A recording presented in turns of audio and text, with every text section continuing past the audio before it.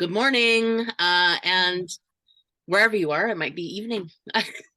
That always happens for me in school. I'm like, right, we're in two different parts of the world. This is Carol and T with Off the Cuff with T and me. Welcome. And so we're talking about this idea of, I think it's the projection that when I have money and I have security around me, that somehow my life will be increased and will be better, and that our experience is that although we see other people with these large amounts of money, and to me the safety net of not having to worry about where you're going to get your grocery money from, or where your rent or mortgage is going to be paid, that in fact the delusion is that we believe that people are better off when they're like that, and the experience is many times that these people come back with, yeah, but I still worry, and I'm still not happy, and I'm still not okay, and I thought that the money or the security of that money would make me be okay. And so that's what we're just chit-chatting about this morning. It's a fairly large subject. It is. It's a really big subject because really depending on who you talk to, there'll be some strong opinions, some feet dug right in the ground there. It is really interesting to consider how much of my life up until maybe the last decade, maybe a little bit longer, where I really thought that as soon as I got to that target that I would be happy. This last year, I've spent a lot of time realizing that happiness has nothing to do with anything outside of me. Um, but it doesn't make it necessarily easy some days because there's still this gap between where I am and where I think I want to be. Mhm. But that place isn't even real. It doesn't even exist. It's the thing. Well, I mean, as Kyle Cease would say, nothing outside of this moment exists, right? So, and Right. then this moment, and then this moment. Right. However, I would love to say that if I felt like I wanted to fly to Bali today, I, in the current circumstance that I'm in, don't know how that would happen, right? And so I would like to think or project that if I had money in the bank and I woke up and I was having a lazy Monday and I felt like going somewhere else in the world, that I could actually either fly my own jet, right, and or buy a ticket easily and go to that place. So and I Okay, but if that gets me you hoping. but if you like I know this is true for you and I know it's true for me. So I'm just gonna ask the question rhetorically here. So have you ever wanted something so bad and Mhm. that comes from such a deeply ingrained place inside of you that it didn't matter, it just seemed like something so far outside of yourself, like an impossibility, and somehow the universe conspired to be able to actually deliver this thing to you, right? We've both experienced this. Yeah. So I think there's a difference between wanting and wanting. Mm. So I think that when we're really aligned with who we are and what we're here for, when we're living our lives on purpose, the universe will deliver whatever that is. But if we're wanting just for the sake of wanting, where there's these empty fulfillments or ego that's attached to it, I wonder if there's a difference in what we'll actually be able to generate in momentum. It's interesting because I went to like I don't know, it was a presentation of some kind many years ago about money, right? And the lure to get people in the door was that they were going to pull a prize at the end of the day for a trip. And I thought, oh, cool, whatever, I want to learn about this money situation anyway. So I got into the room, and similarly, there's, 30 or 40, 50 people around doing the same thing. And I'm sitting in the front row, and there's a level of energy that I'm bringing that I guess is about alignment, right? But there's an aliveness to it. And I, every couple of minutes, close my eyes and think to myself, what's it going to feel like when he pulls your name out of that thing and you get to win this prize? And I just remember feeling that it was very visceral, right? So it's very visceral experience in my body with the tingles and the sensations and the level of excitement, right? When I think of that, I think of like the people that come down to contestants row on The Price is Right. Like I've somehow won, this big prize and I haven't even got there yet. And then he called my name. And I remember thinking, well, that was easy. That was easy. It was too easy. what was with that, and it was like almost distrust in this Yeah. place of complete manifestation. It was maybe an hour from beginning to end, right? But that power of manifestation has happened in many occurrences, like you were indicating earlier, to both of us and many other people who are in alignment Mhm. with that piece, and have that, I guess it's a direct line, right? There's no fuzziness to it. It's like, this is what I want, this is what I'm getting. But it was almost too easy, and then that, my power around that has scared me, where I'm like, ooh, I don't think I could do that again, right? Like, it was a one-time thing. It was, I'm lucky, aren't I blessed? And it was really exciting, but I So shut as down. you say those things, wasn't I lucky? Aren't I blessed? Like some of this talk that happens, Mm, how does this shift us from being able to attract that experience again? yeah. Yeah, well, I mean, there's people that live in that place all the time, right? I know.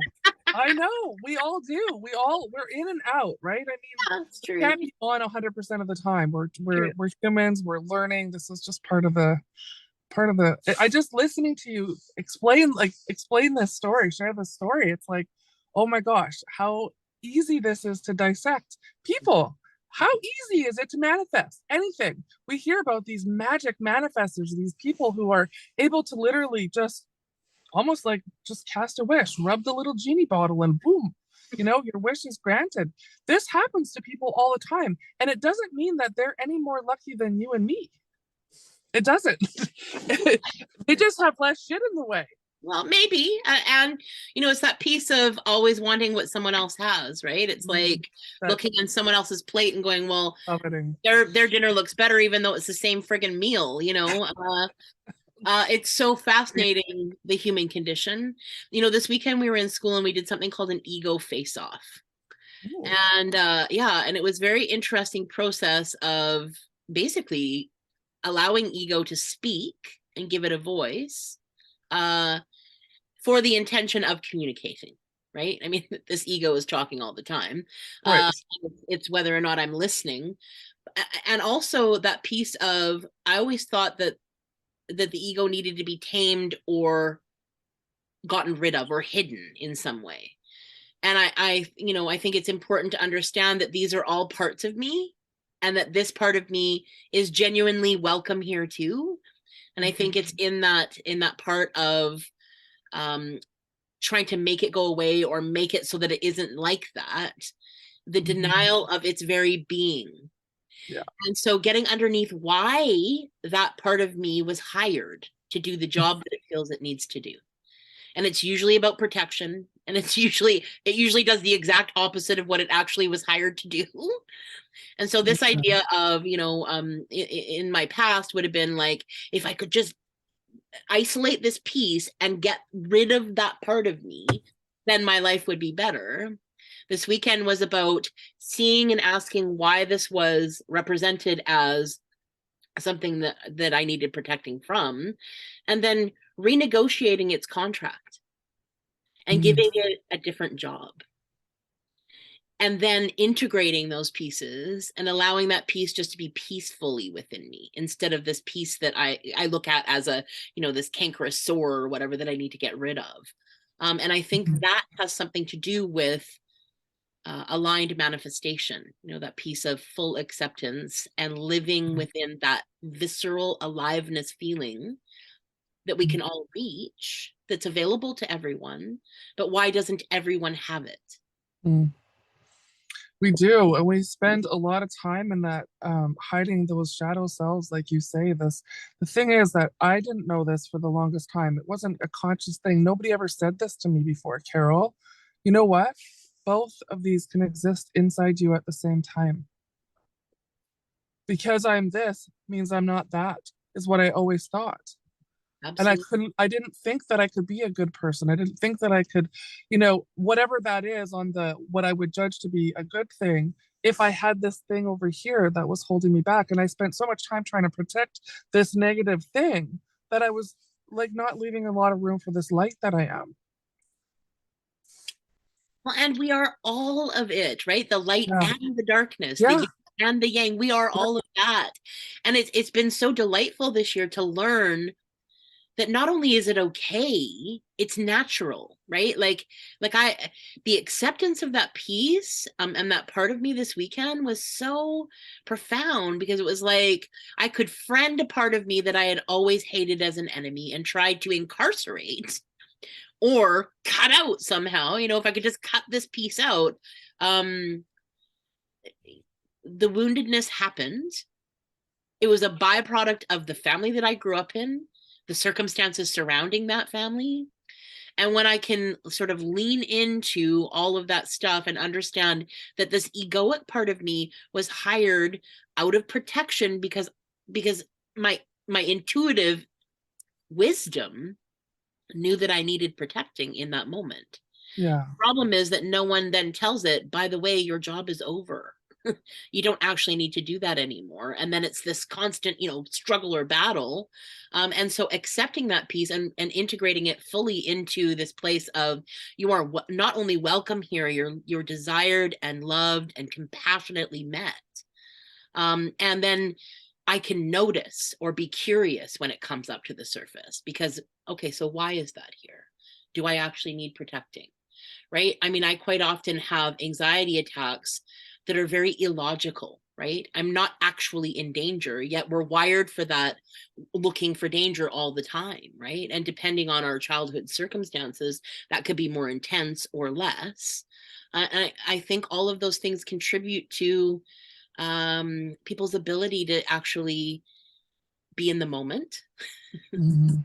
to be conscious and effortless in this moment, and just to be, as we've talked about many times before, and then move into that position of deserving, right? So we tie a lot of our worth to the messages we received as kids, and then those messages, are deeply rooted and seated in some fertile ground that isn't always trying to get away from negative and positive and all of good and bad and otherwise, right? But like, effectively they're weeds, right? And what does a gardener do? They go in and they take those things out that are actually stealing from the roots that we want to feed, right? So am I okay to continually grow where I'm planted?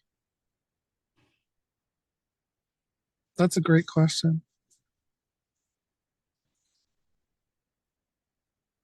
Yeah, it's a great question. I love the imagery. I love that ability to see, because I've been working on my grounding. So really seeing myself rooted into the earth and connecting in with Mother Earth's permission, of course, tying my roots in with her. So seeing how, yeah, those weeds, those ineffective behaviors, those things that get in my way ultimately, which, like you say, have all been here to protect me, to provide me with some safety at some point in my life, but to recognize that that's no longer needed. Mhm. Yeah. And to let that light in, I imagine like ivy growing up a cedar tree. I see a lot of that here where I live. And I feel like that ivy, as beautiful as it is, it's literally strangling the life out of that cedar. And if it stays there long enough, it'll actually take that tree down. Which is really interesting from the point of view of a hardwood tree to a vine, right? Yeah. Yeah. And the power within all of that stuff. I'm fascinated by all of the metaphors that come into my head, and all the things that I can associate within nature, right? But if Yeah. everything is actually one and intrinsically connected, how do we tap more into those,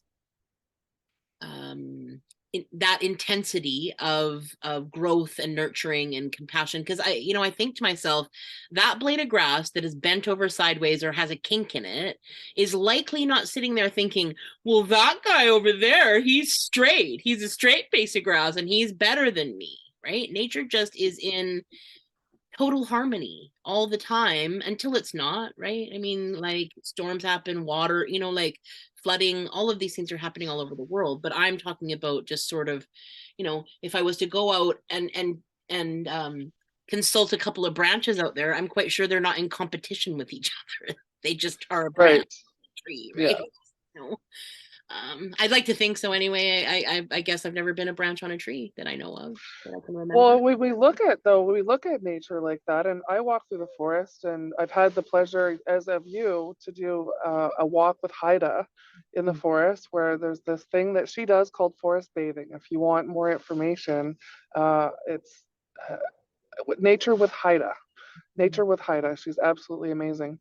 But anyways, when I'm in the forest, I often see what I call fallen soldiers. I call them the fallen soldiers. I'm in with the giants, and I see how even in their, you know, their less than desired position, which is upright and strong and firm and mighty, even laying down across something is offering life. It's regenerating, it's rebalancing, it's transforming. It's the alchemy of the forest, and I think that's true for us too. Well, and it's that full circle return to, right? So you're right, it's Yeah, everything with life. Like I remember walking in the forest recently and seeing a dead tree that is actually giving life to all of the ants, the small animals that live underneath it, that are protected in the wintertime or what have you. Like the mushrooms, the oh another my tree gosh, that's growing out of that another tree, right? tree. Right? Yes, That's deeply rooted yeah. in that tree. The So moss, yeah. yeah, sustainable. I walk through the forest differently now that I've walked through it with Haida, and I highly recommend the experience of that because most people can go into the forest and feel the energy. When you can see it and smell it and touch it and feel it, there's a different And experience. taste it. Taste it, yes, and taste Yes. it. And then play with it too, right? Because Haida has a component of play, which I've always really appreciated because I think as adults we forget that as children that's all we did.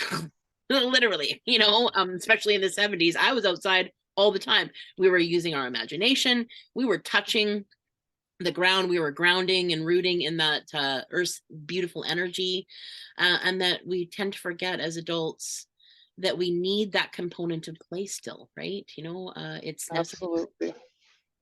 It's necessary. Yeah, we do. I'm just getting ready because I think we're Yeah, gonna yeah. load soon Well, you here. know what? So, Let but we let's can. end this piece then on the idea Yeah. that Okay. but yeah, we're talking about manifestation. What's your experience with manifestation? Does it come easy to you? Is it something that you think is only for the rich and famous? Do you think that it's too hard and that it's something maybe you don't deserve? We'd like to hear from you and see what you think as well, and so that we can broach this Yeah. subject another time. Yeah, leave your comments below, ask your questions. Let's continue this dialogue. I think this is a really, really great opener to a much larger conversation. This is Off the Cuff with T and me, and we're so glad you were able to join us today. Hit subscribe, and hit like. Thank you. See you next time. Bye.